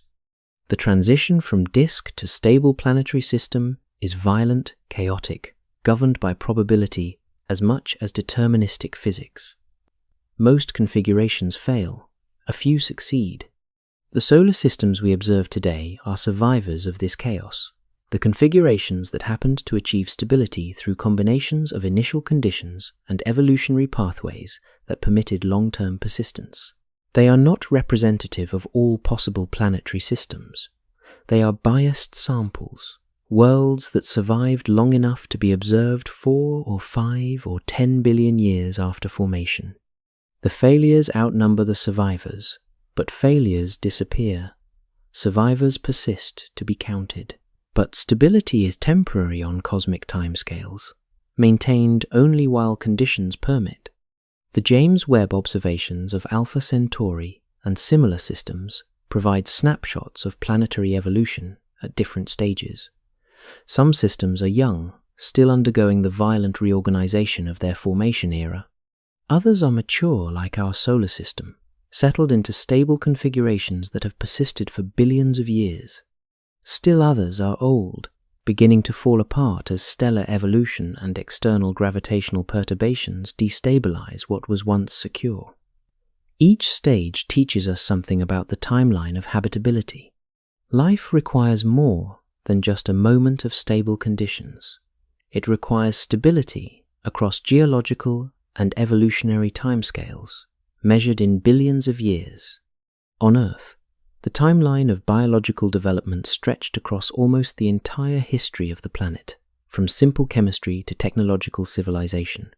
The planet formed roughly 4.54 billion years ago from the same disk of dust and gas that produced the Sun and other planets. Simple life arose within the first billion years of the planet's existence. perhaps as early as 3.8 or 3.9 billion years ago based on carbon isotope ratios in ancient rocks from Greenland and Australia. These earliest organisms were simple cells without nuclei, bacteria-like entities that metabolized chemicals rather than using photosynthesis. They lived in oceans, possibly near hydrothermal vents where chemical energy was abundant. The transition from chemistry to biology remains poorly understood, but it happened quickly in geological terms once conditions permitted. Complex multicellular life took 3 billion years to develop after those first simple cells appeared. For 3 billion years, Earth was a planet of bacteria and archaea, microscopic organisms that slowly transformed the atmosphere and oceans, but never developed macroscopic forms. The transition to multicellular life required cells to cooperate, to specialize, to create complex structures from many individuals working together. The earliest fossils of definitive multicellular organisms date to roughly 600 million years ago, though molecular evidence suggests earlier origins. Intelligent life, capable of building civilizations, appeared only in the last 100,000 years, possibly even more recently, depending on how we define intelligence and civilization. Homo sapiens as a species evolved roughly 300,000 years ago in Africa. Behavioral modernity, the full suite of symbolic thought and complex language that characterizes contemporary humans, emerged perhaps 70,000 years ago. Agriculture began only 12,000 years ago. Written language appeared 5,000 years ago. Industrial civilization developed in the last 300 years. Spaceflight became possible only in the last 67 years. A blink of cosmic time separates us from pre-agricultural existence. An eye blink separates pre-industrial society from our current technological civilization. If Earth's orbit had been unstable, if gravitational chaos had periodically sterilized the surface through enhanced bombardment or driven extreme climate variations through orbital eccentricity changes, the timeline might have been interrupted at any of hundreds of critical junctions. Life might have restarted from single cells repeatedly, never achieving the continuity needed for complexity to emerge. Each major impact, each climate catastrophe, each period of extreme volcanism or ocean acidification might have reset biological evolution to its simplest forms. Only organisms capable of surviving in deep rock fractures or extreme environments would persist through catastrophes. Surface life, the complex multicellular organisms that eventually produced intelligence, would be repeatedly destroyed. This is the challenge for planets in systems like Alpha Centauri. Even if a world briefly achieves habitable conditions, even if life arises, the instability of the environment works against evolutionary progression. Mass extinctions become more frequent. Climate swings exceed the adaptive capacity of organisms. Geological activity, driven by tidal torture, might create conditions too extreme for life to persist. The window for developing technological civilization narrows. Intelligence might be a luxury available only to worlds orbiting stable, single stars in quiet neighborhoods of the galaxy. Yet, extremophiles on Earth challenge this pessimism. Life exists in hydrothermal vents at crushing pressures and scalding temperatures. Microbes survive in Antarctic ice. Organisms thrive in acidic hot springs and radiation-saturated environments.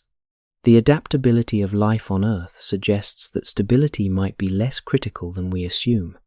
If life can survive repeated mass extinctions and still produce complexity, perhaps the gravitational chaos at Alpha Centauri is an obstacle rather than an absolute barrier. Perhaps life there would simply evolve differently, optimized for instability rather than stability. The James Webb Space Telescope cannot detect life directly at Alpha Centauri. The distances are too great, the signals too faint, but it can analyze atmospheric composition, searching for combinations of gases that suggest biological activity. Oxygen and methane together, for example, would be difficult to explain without life because they react with each other and disappear unless constantly replenished. Phosphine or other trace gases might indicate biological processes. These are not definitive biosignatures, but they would shift probabilities significantly. The observations continue. Data accumulates slowly. For the marginal atmosphere detected on one of the Alpha Centauri A candidates, the spectroscopic analysis has improved with each observation session. The initial detection suggested water vapor and carbon dioxide. More recent observations hint at additional molecular species, though the signals remain just above the detection threshold. Methane might be present. The uncertainty is large. The team requires at least another year of observations before claiming a detection with confidence, but the possibility exists that this tortured world, orbiting through gravitational chaos, maintains an atmosphere complex enough to host biological activity. If confirmed, it would force a recalibration of everything we think about habitable zones. The habitable zone is traditionally defined by temperature, the range of distances from a star where liquid water can exist on a planet's surface given reasonable assumptions about atmospheric composition and pressure. The inner edge occurs where temperatures become high enough that water vaporizes, creating a runaway greenhouse effect, as water vapor, itself a greenhouse gas, traps more heat, leading to more vaporization in a positive feedback loop. The outer edge occurs where temperatures drop low enough that carbon dioxide, the primary greenhouse gas in most planetary atmospheres, freezes out, reducing the greenhouse effect and allowing temperatures to plummet further. But temperature is only one factor, among many, that determine habitability. Atmospheric pressure matters enormously.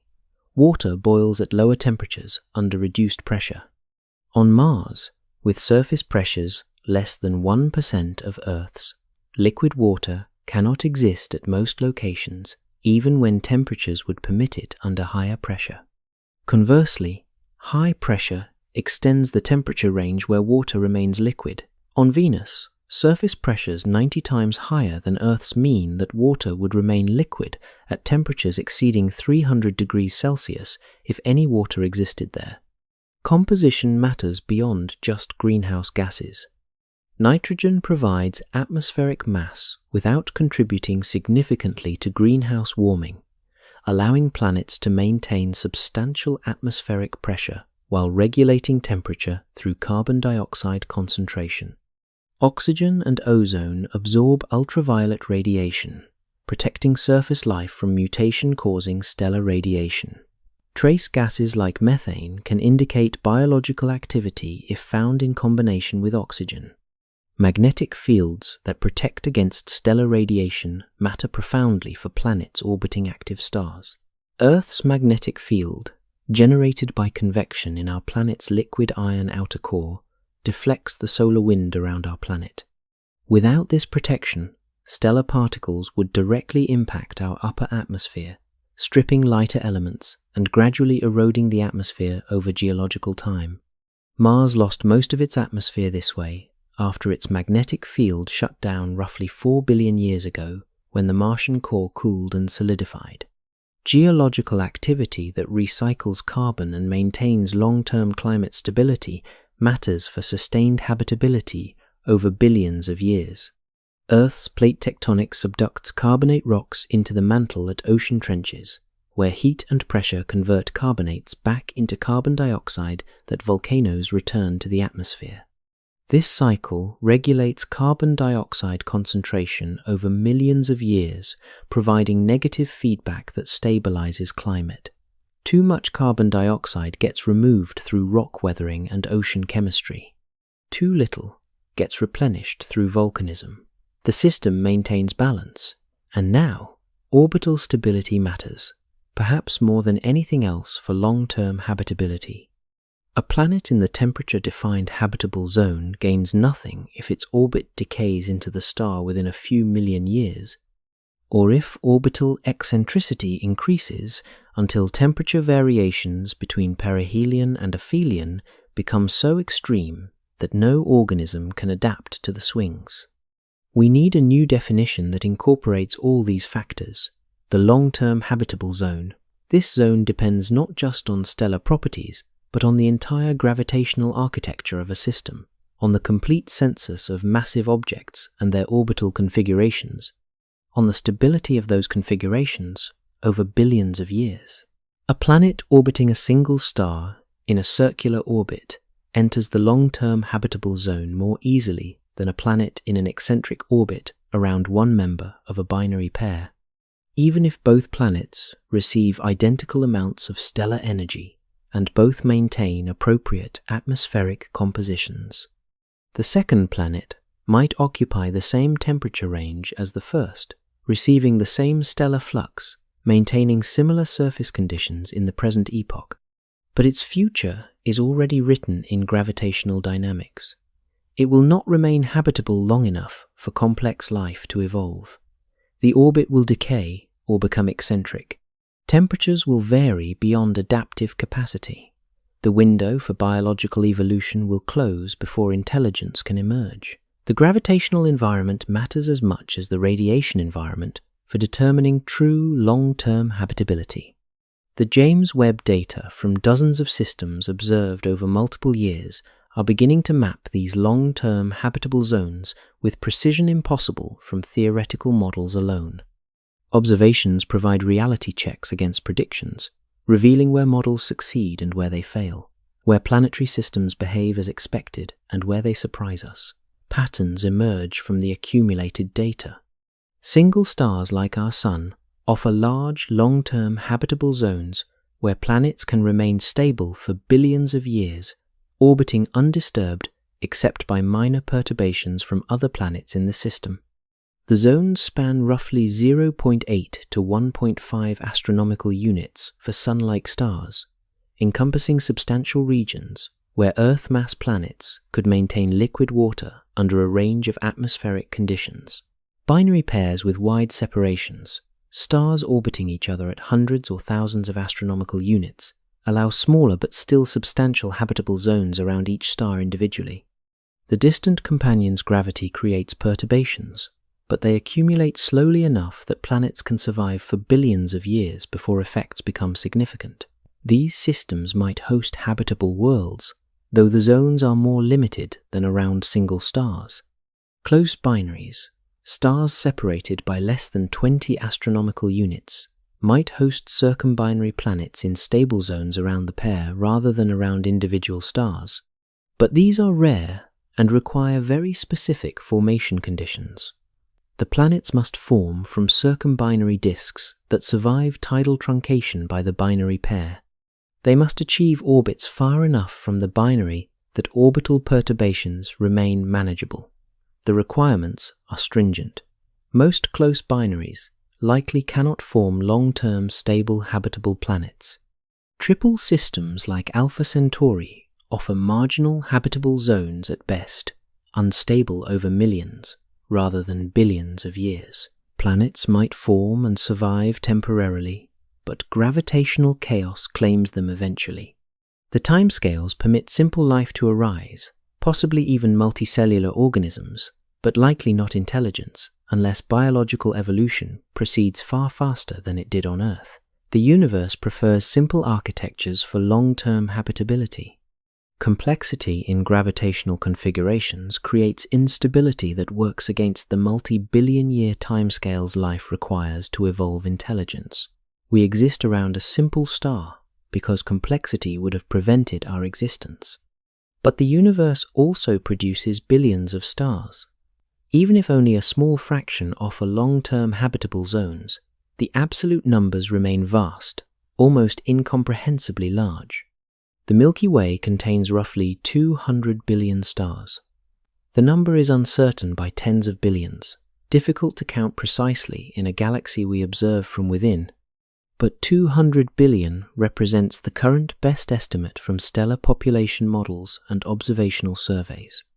If half are binaries or multiples, that leaves 100 billion single stars or wide binaries capable of hosting long-term habitable planets without the gravitational complications that plague closer multiple star systems. If 10% of those have rocky planets in appropriate orbits, and this estimate comes from Kepler spacecraft statistics, suggesting rocky planets are common around Sun-like stars, that is 10 billion candidates for long-term habitability.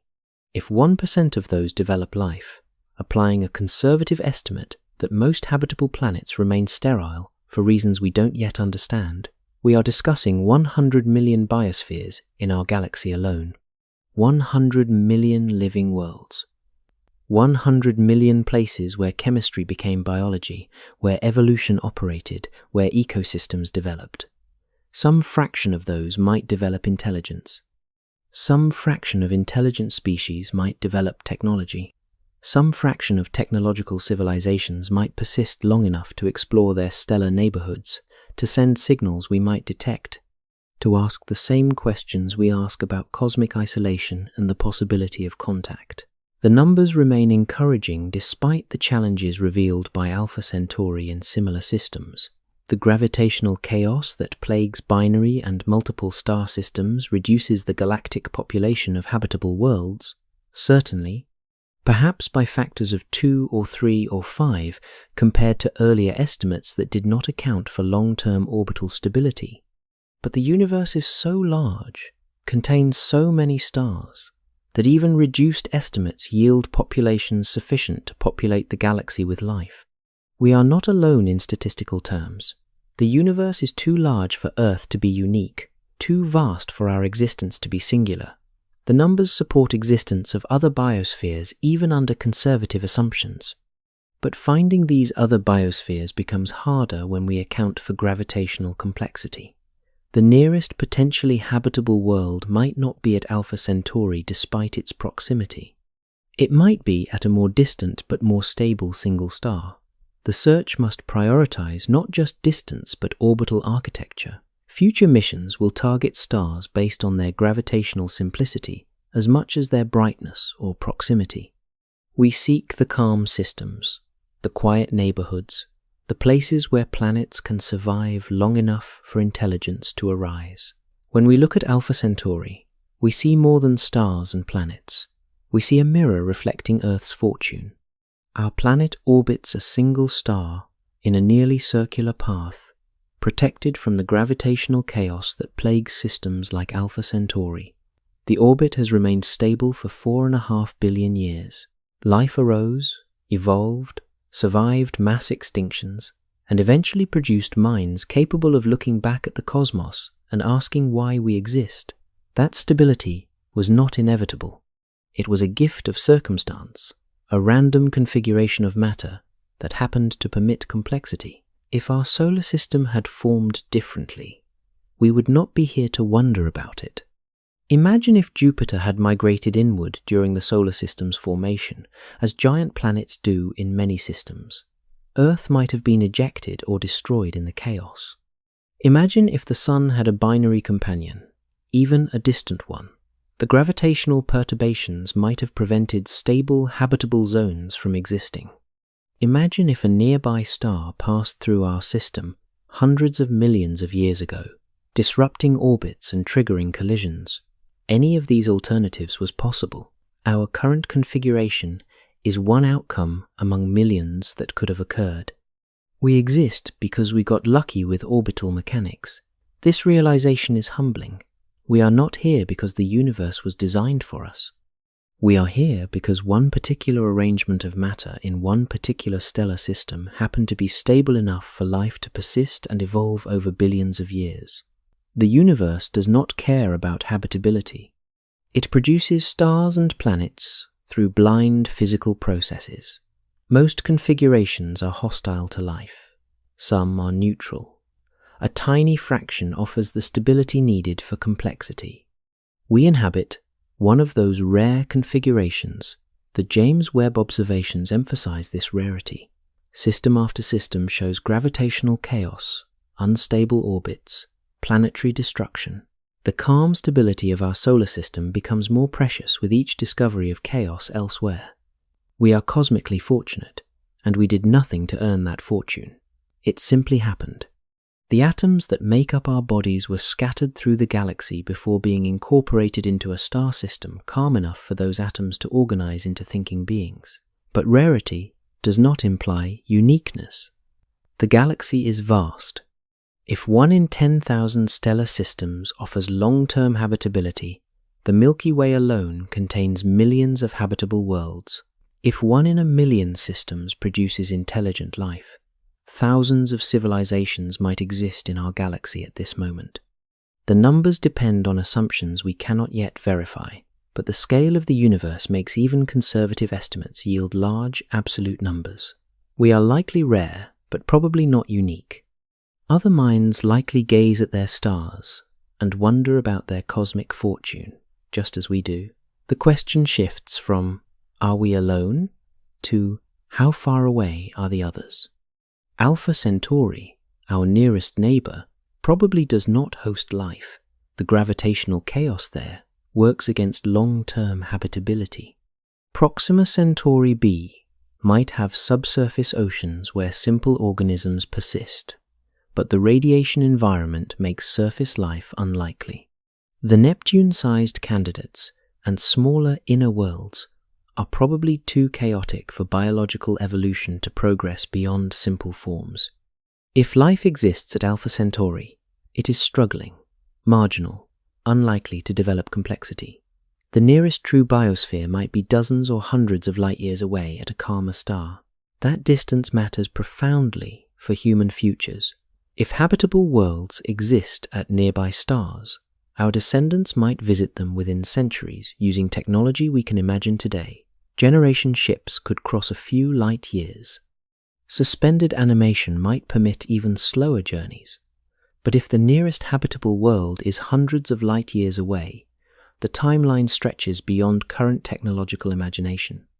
Interstellar travel becomes a challenge for civilizations far more advanced than ours. The cosmic neighborhood determines whether we will ever walk on another living world or whether Earth remains our only home indefinitely.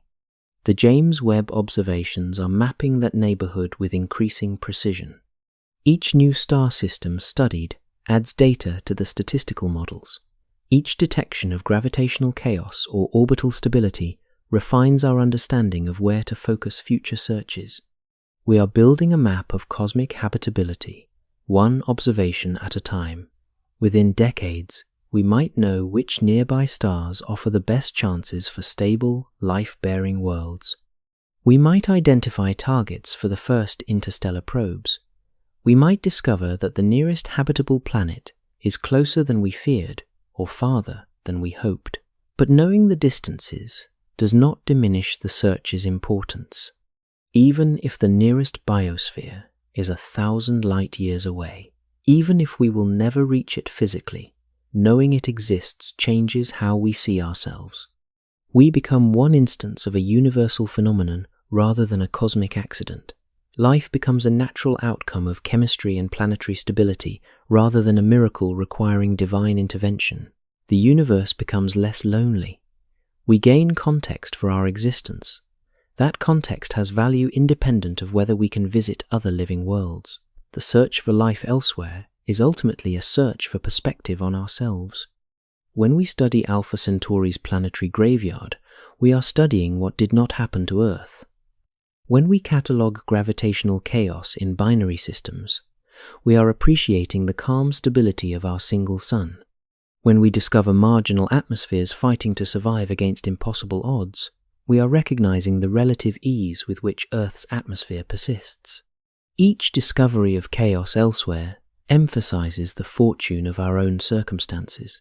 We exist in a cosmic oasis, and Webb is showing us the desert that surrounds it. That desert is not empty.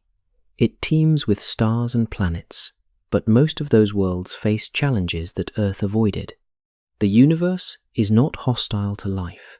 Hostility implies intent. The universe is indifferent. It creates environments through blind physical processes. Most environments happen to be unsuitable for biology. Some happen to be suitable. We exist in one of the suitable ones. That is all. No cosmic purpose placed us here. No grand design optimized conditions for our existence. We are a consequence of chemistry operating in a stable gravitational environment for long enough that complexity emerged. Accepting this indifference does not diminish wonder, it amplifies it. The fact that we exist despite cosmic indifference makes existence more remarkable, not less. The atoms in our bodies have been through supernovae and stellar cores. They drifted through space for billions of years before incorporating into the dust cloud that became our solar system. They formed into a planet, underwent chemical evolution, organized into self-replicating molecules, survived mass extinctions, evolved nervous systems capable of consciousness, and produced minds that can comprehend their own atomic origins. That chain of events required specific conditions at every step. Break any link, and we do not exist. The chain held. We are here. That is not nothing. The James Webb Space Telescope continues to observe Alpha Centauri. New data arrives every observation session.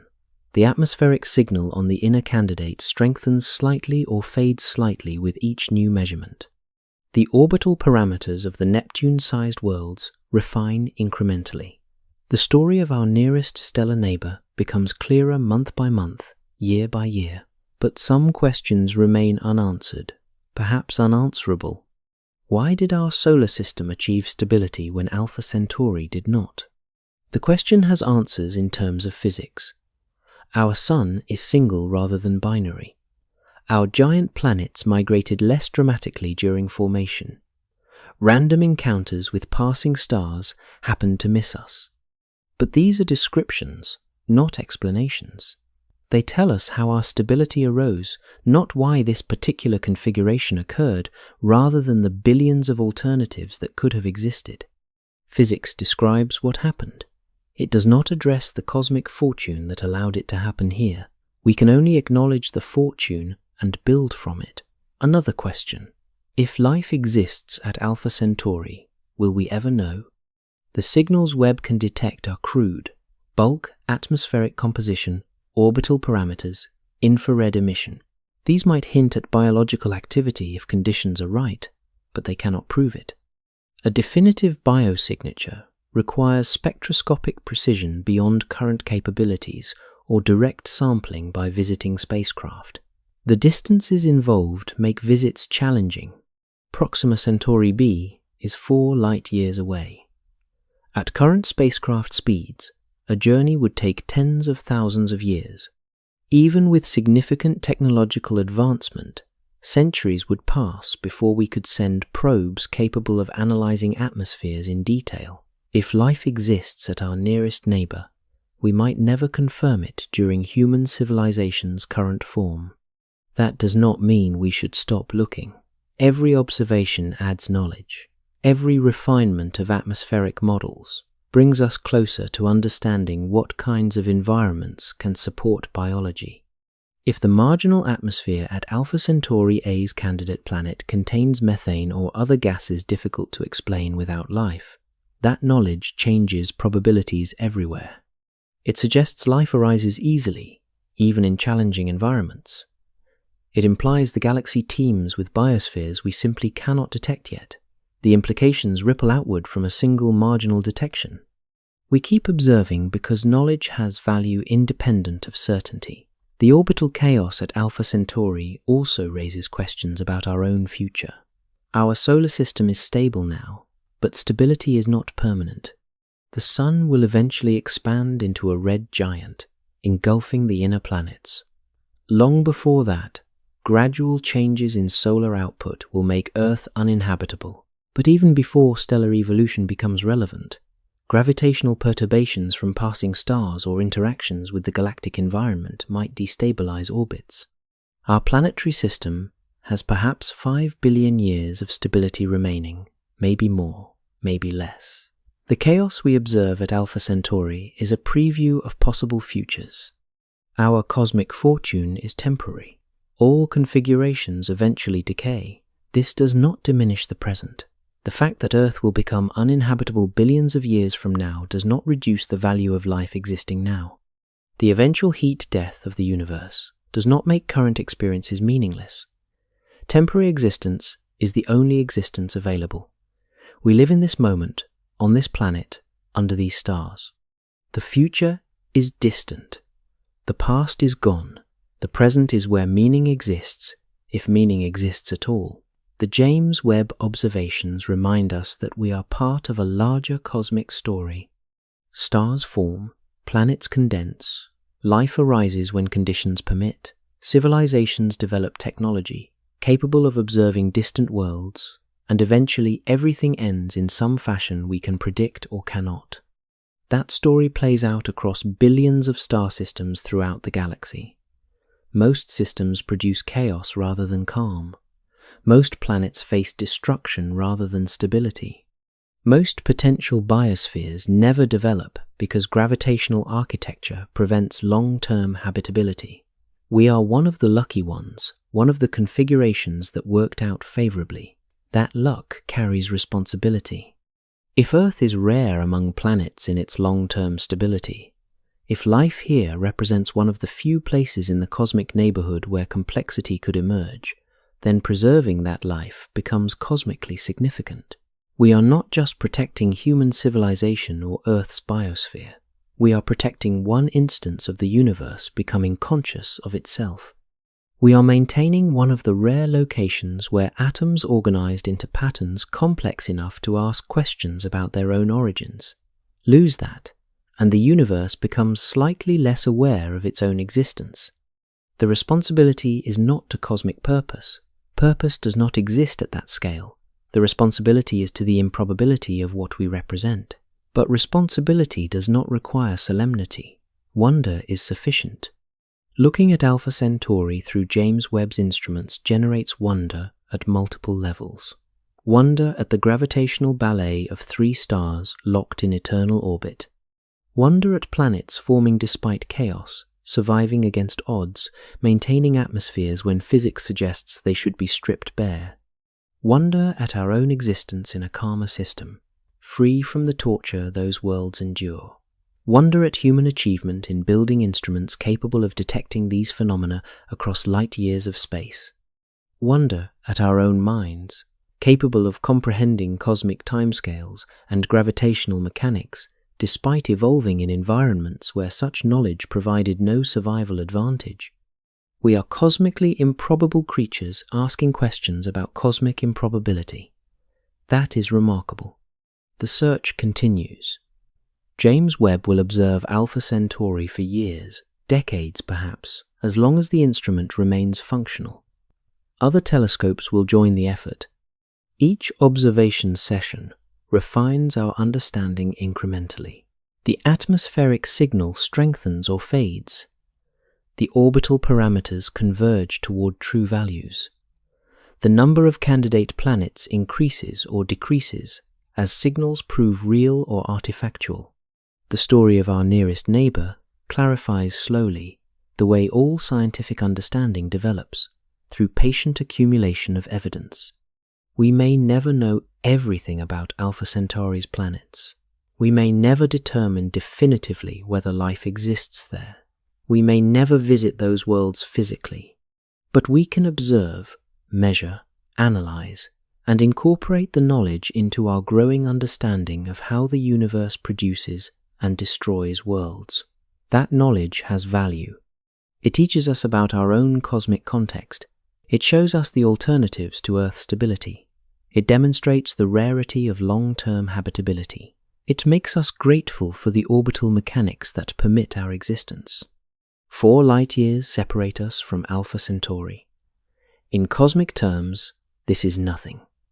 In human terms, it might as well be infinite. We cannot cross that distance yet. Perhaps we never will. But we can observe across it. We can gather photons that traveled from those distant worlds and analyze what they reveal. We can build understanding from those photons, one observation at a time, one discovery at a time. We can know our cosmic neighborhood even if we cannot visit it. The James Webb Space Telescope makes that possible. Golden mirrors collecting ancient starlight. Instruments measuring the dimming caused when planets pass in front of distant stellar disks. Spectrographs analyzing photons that traveled from those worlds for years before reaching our instruments. Human minds interpreting the data, finding patterns, asking questions, building knowledge. This is what consciousness permits. the universe examining itself across vast distances, atoms organized into thinking patterns, studying other atoms organized into planetary patterns. That capability is extraordinary, even if it produces incomplete answers. The eternal questions remain. Why does anything exist rather than nothing? Why did the universe produce conditions suitable for complexity? Why did those conditions occur here? Are we alone in asking these questions? Will we ever know? The questions persist regardless of how much we learn about Alpha Centauri or any other stellar system. They are unanswerable in the ultimate sense. But the search for partial answers has value. It expands our context. It refines our understanding of rarity and fortune. It connects us to the cosmic processes that made our existence possible. We are stardust contemplating stars. We are atoms pondering atoms. We are the universe becoming conscious of itself in one small corner of one ordinary galaxy. The fact that we can observe Alpha Centauri, detect its orbital chaos, measure its planetary candidates, and question whether life exists there despite impossible odds is itself remarkable. That we can ask these questions matters as much as the answers we might find. The search continues under a stable star, on a stable planet, in a stable orbit that has persisted for billions of years. We are fortunate beyond measure. The chaos at Alpha Centauri emphasizes that fortune. The destroyed worlds, the unstable orbits, the gravitational torture, the marginal atmospheres fighting impossible battles, all of it shows us what Earth avoided. We are here because our system was simple, where Alpha Centauri is complex. We are here because orbital mechanics favored stability where they could have favored chaos. We are here because 4.5 billion years ago, a particular arrangement of matter in a particular stellar system happened to permit life to persist long enough for intelligence to emerge. That arrangement was not inevitable. It was not designed. It was not planned. It simply occurred among billions of stellar systems throughout the galaxy. Most arrangements failed. Ours succeeded. That is enough reason to appreciate the present moment, to value the existence we have, to continue observing and learning and asking questions about the universe that produced us. The James Webb Space Telescope will keep watching Alpha Centauri. Data will continue to arrive. Understanding will continue to deepen. Questions will persist alongside answers. Wonder will remain constant throughout. And somewhere in that ongoing process of observation and discovery, we will maintain our connection to the cosmic context that makes our existence meaningful. That is not nothing.